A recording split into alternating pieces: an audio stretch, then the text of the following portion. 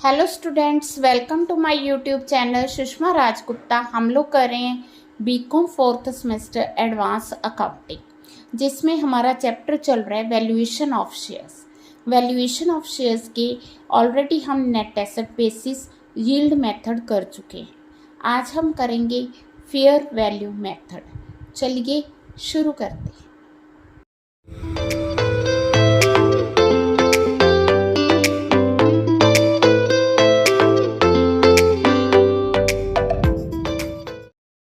हाँ जी, fair value method होता क्या है? तो कई अकाउंटेंट्स हैं जिनको ये लगता है कि ना तो नेट एसेट बेसिस सही है और ना ही अर्निंग बेसिस सही है। तो उस केस में हम लोग फेयर वैल्यू मेथड यूज़ करते हैं। Fair value method net asset basis और अर्निंग बेसिस दोनों की एवरेज है। इसमें हमने पहले वैल्यूएशन करनी है नेट एसेट बेसिस पे, फिर हमने करनी अर्निंग बेसिस पे, दोनों को प्लस करके 2 से डिवाइड कर। हाँ जी, पहले मैं आपको ये एग्ज़ाम्पल करवा रही हूँ। ये एग्ज़ाम्पल देखो एग्ज़ाम्स में आई हुई है।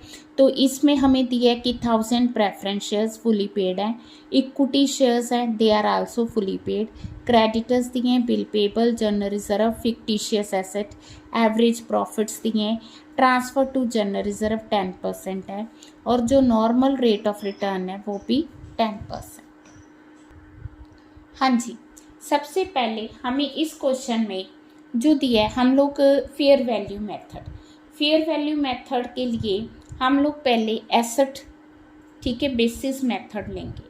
एसेट बेसिस मेथड के लिए हमें क्या कैलकुलेट करना होता है कि कितने एसेट्स हैं that is available for equity share holder.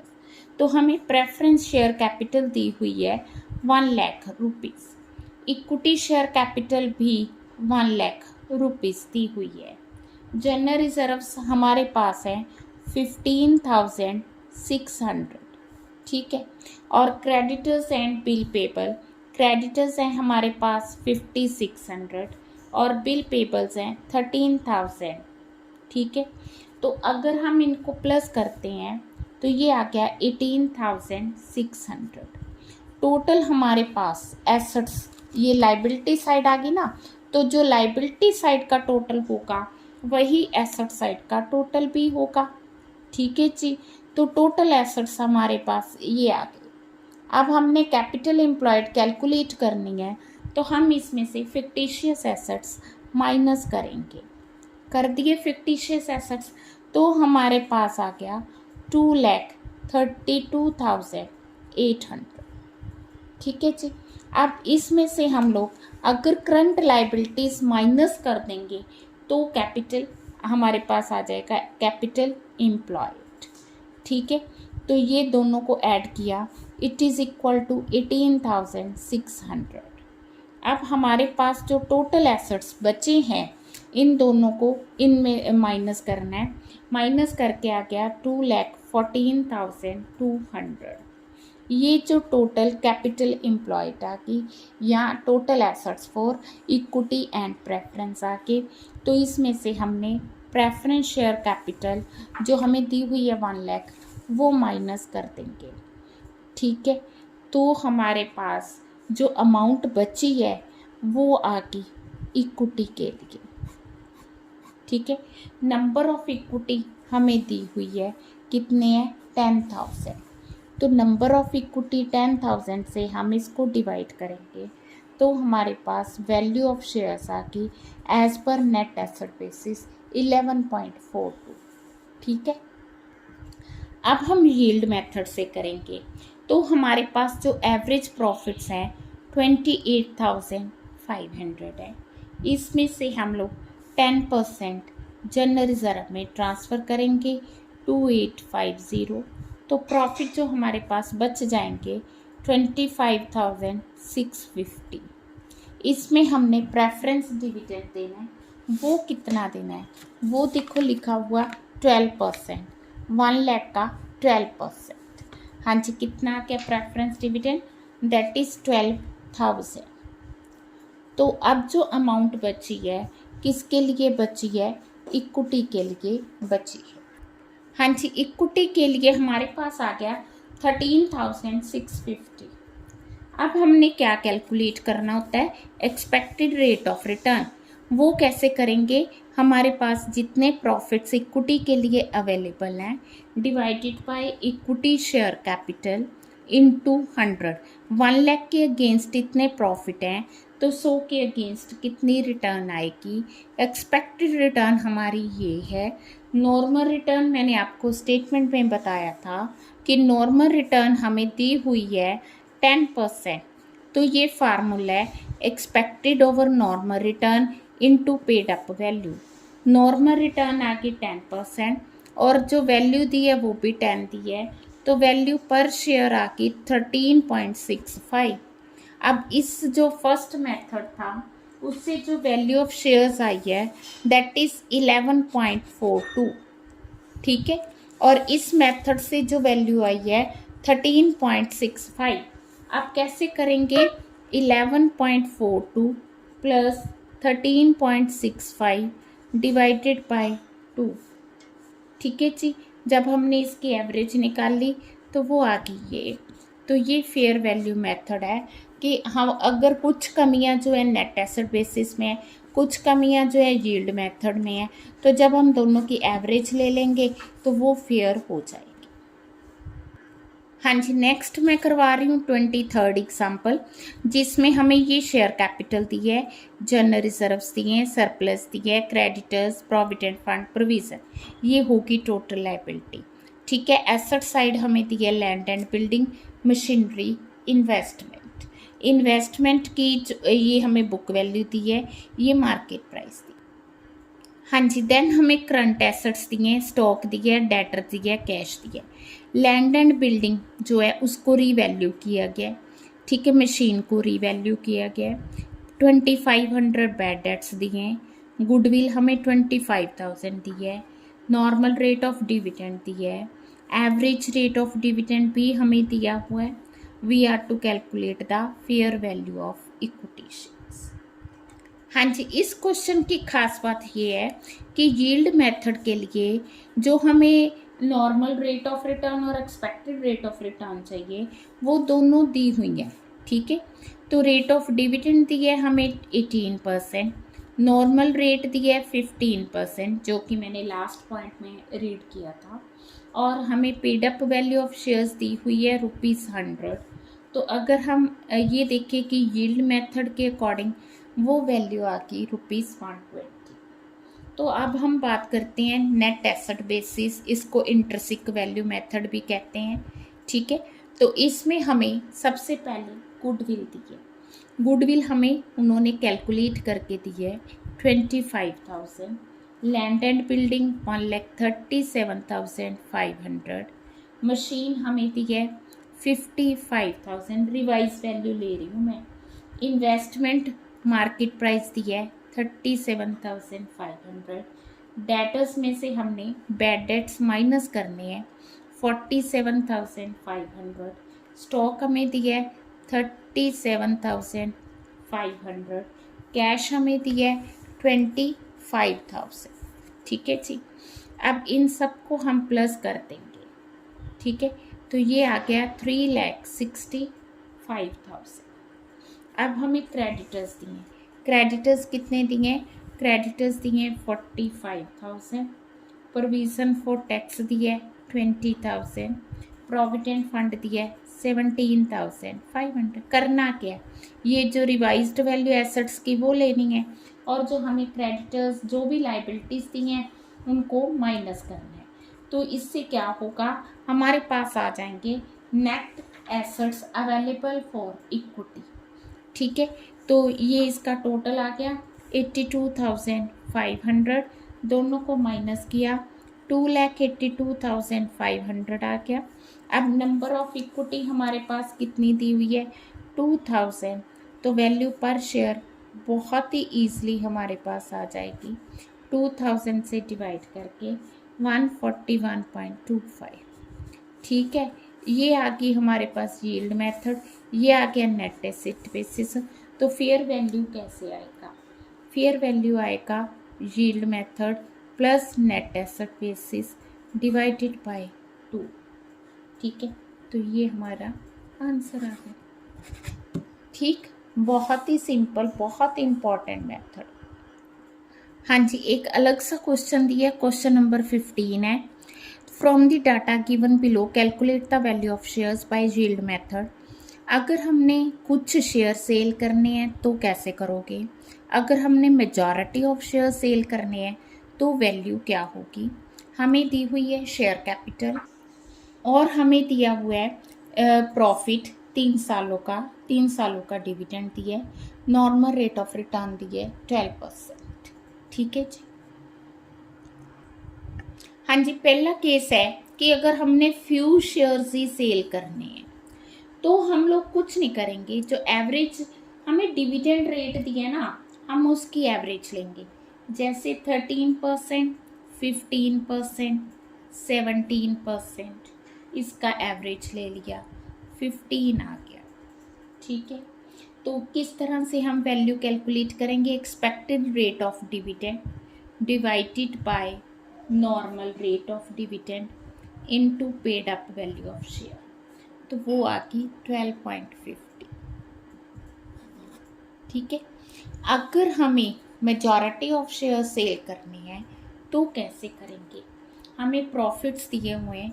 ठीक है, 2 लाख दिए पहले साल का, 3 लाख दिए, देन हमें 3,10,000 दिए, टोटल आ गया 8,10,000। एवरेज प्रॉफिट्स आ गई 8,10,000 डिवाइडेड बाय 3, 2,70,000।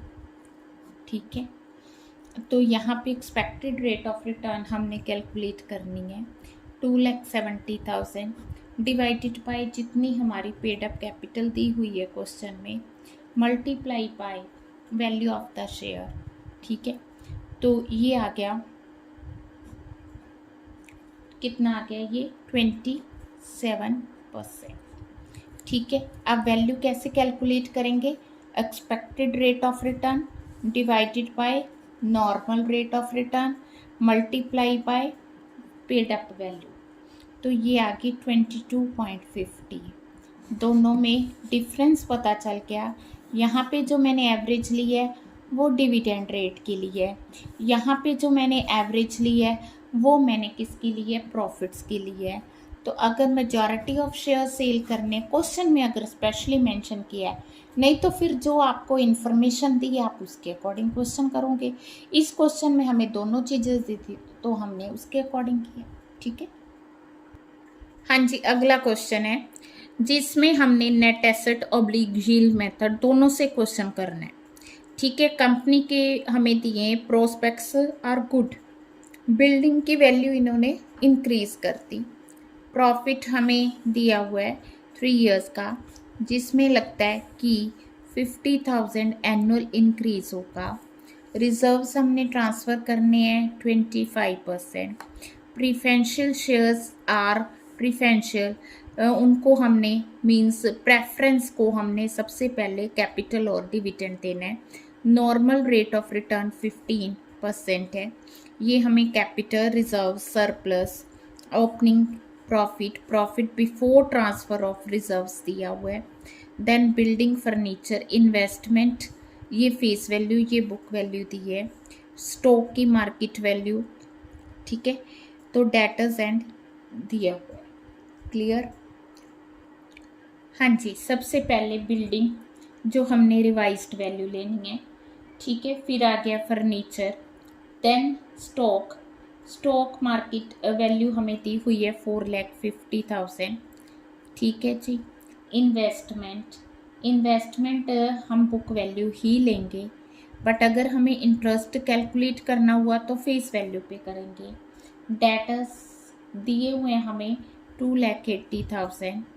ठीक है जी, बैंक, बैंक का बैलेंस 60,000। हम क्या करेंगे, इन सबको प्लस करेंगे तो वो आ गया 14,78,000। इसमें से हम क्रेडिटर्स को माइनस करेंगे।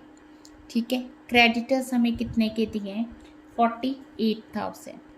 48,000 के क्रेडिटर्स माइनस कर दिए। हमने कहा था कि जो प्रेफरेंस है उसको प्रायोरिटी दी जाएगी रिगार्डिंग द पेमेंट, 1 लाख वो माइनस हो गया, 1,48,000 हमने माइनस कर दिया, तो हमारे पास आ गया 13,30,000। ठीक है जी। अब हम इसको डिवाइड करेंगे किससे, नंबर ऑफ शेयर से। बहुत ही सिंपल मेथड है। नंबर ऑफ शेयर्स हमें बताए गए हैं 4,000, तो इन दोनों को जब आप डिवाइड करेंगे तो हमारे पास वैल्यू पर शेयर आ जाएगी 13,30,000 डिवाइडेड बाय 4,000, तो इट इज़ इक्वल टू 332.50। ठीक है। इसी तरह से हम यील्ड मेथड करेंगे, तो हमें प्रॉफिट दिया हुआ है बिफोर ट्रांसफर टू, है ना, रिजर्व्स। तो प्रॉफिट हमें दिया है 4,30,000।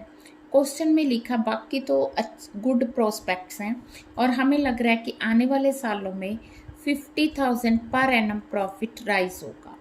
ठीक है, तो हम वही प्रॉफिट लेते हैं जो आने वाले सालों में होगा। तो इसमें हम ट्रांसफ़र करेंगे टू द रिजर्व, कितना 25%, तो कितना आ गया 1,20,000। तो हमारे पास जो अमाउंट बची है 3,60,000। इसमें से हम क्या करेंगे, हम लोग प्रेफरेंस डिविडेंड देंगे, कितना 8%, 8,000 आ गया। अब जो अमाउंट बची है वो हमारी इक्विटी के लिए बची है। ठीक है जी। हमारे पास इक्विटी शेयर कैपिटल कितनी है, दैट इज 4 लाख। ठीक है। हमने expected rate of return calculate करनी है। वो किस तरह से कैलकुलेट करेंगे, जितने हमारे पास प्रॉफिट अवेलेबल है divided by equity multiply by 100। ठीक है, तो ये 88% आ गई एक्सपेक्टेड रेट ऑफ रिटर्न। तो क्वेश्चन में हमें दी हुई है normal rate of return, expected हमने कैलकुलेट कर ली, नॉर्मल रेट ऑफ रिटर्न हमें क्वेश्चन में दी हुई है multiply by 10, sorry paid up value 100, तो ये आ गई 586.67। तो दोनों मेथड से हमने शेयर्स की वैल्यू कैलकुलेट कर ली। बहुत सिंपल है। क्वेश्चन आने के चांसेस, अगर 15 मार्क्स का आएगा तो फेयर वैल्यू के आने के चांसेस ज़्यादा है। हाँ जी, अब हम वो मेथड करने जा रहे हैं जिसमें हमने पहले गुडविल कैलकुलेट करनी है, फिर हमने नेट एसेट बेसिस पे वैल्यू ऑफ शेयर कैलकुलेट करनी है। ठीक है, तो हमें इक्विटी शेयर कैपिटल दी हुई है, प्रेफरेंस दी हुई, कैपिटल रिजर्व, ठीक है, ये रिजर्व्स दी हैं, सरप्लस दी है, डिबेंचर्स दी हैं, क्रेडिटर, प्रोविजन फॉर टैक्सेशन। ठीक है, अब इसमें land and building, machine, furniture हो गया, गुडविल ऑलरेडी दी हुई है, इसके अलावा हमें इन्वेस्टमेंट दी हुई है। ठीक है जी। अब जो एसेट्स है ना, इनको रीवैल्यू किया गया है। लैंड एंड बिल्डिंग को जो वैल्यू इंक्रीज हो गई है, मशीन की वैल्यू डिक्रीज हो गई है। ठीक है जी, तो इस तरह से रीवैल्यू किया है। Normal return on capital employed is 10%। ठीक है, for goodwill the basis of valuation is 3 year purchase of super profit. Super profit वाला मेथड यहाँ लगेगा। अब जो खास बात है, 50% investment is treated as non trading asset. ठीक है, क्योंकि जो 50% ऑफ बिल्डिंग है उसको नॉन ट्रेडिंग माना गया है। अब 7,000 जो हमें रेंट रिसीव हो रहा है ना बिल्डिंग से, अब वो जो इनकम है उसको भी हम नॉन ट्रेडिंग मानेंगे। ठीक है, एवरेज एनुअल प्रॉफिट हमें दिए 60,000 लेस 50%। हाँ जी, क्वेश्चन को करना कैसे है। फिक्स्ड एसेट्स तो हमने रीवैल्यू ले लिए, मशीन और फर्नीचर। ठीक है, तो ये आगे हमारे पास 3 लाख के। अब बताया गया कि जो बिल्डिंग है 50% वो क्या है, नॉन ट्रेडिंग है। नॉन ट्रेडिंग जो बिल्डिंग है उसको हम क्या करेंगे, माइनस कर देंगे 75,000। ठीक है, तो ये वैल्यू आ गई 2,25,000।